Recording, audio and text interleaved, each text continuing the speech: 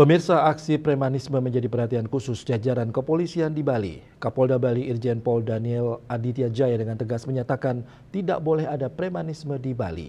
Hal ini menyusul kembali munculnya pergesekan yang melibatkan preman. Ketegasan pihak kepolisian dalam memberantas aksi premanisme ditunjukkan dengan menangkap pelaku dan menerjunkan sejumlah personil Brimopolda Bali yang tampak berjaga di sebuah bangunan apartemen di kawasan Jalan Bumbak, Kerobokan Klot, Kuta Utara, Badung.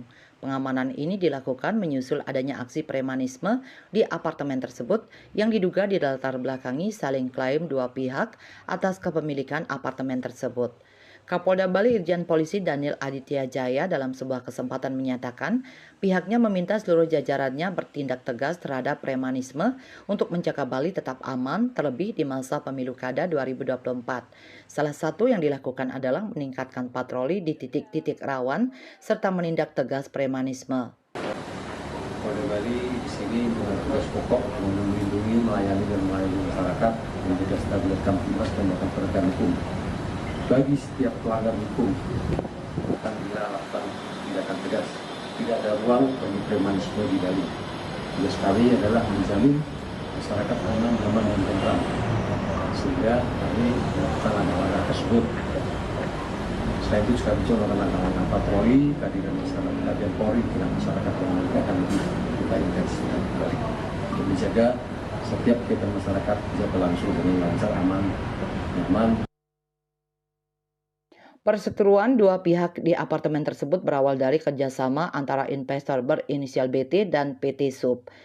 Namun PT Sub dinilai gagal dalam kerjasama tersebut sehingga progres pengembangan apartemen terhambat atau mangkrak.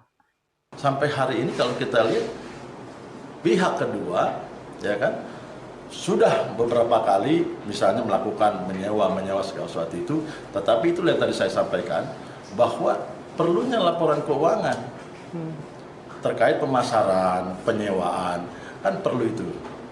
Karena ini sangat berkaitan dengan pembangunan itu, pelaksanaan pembangunan.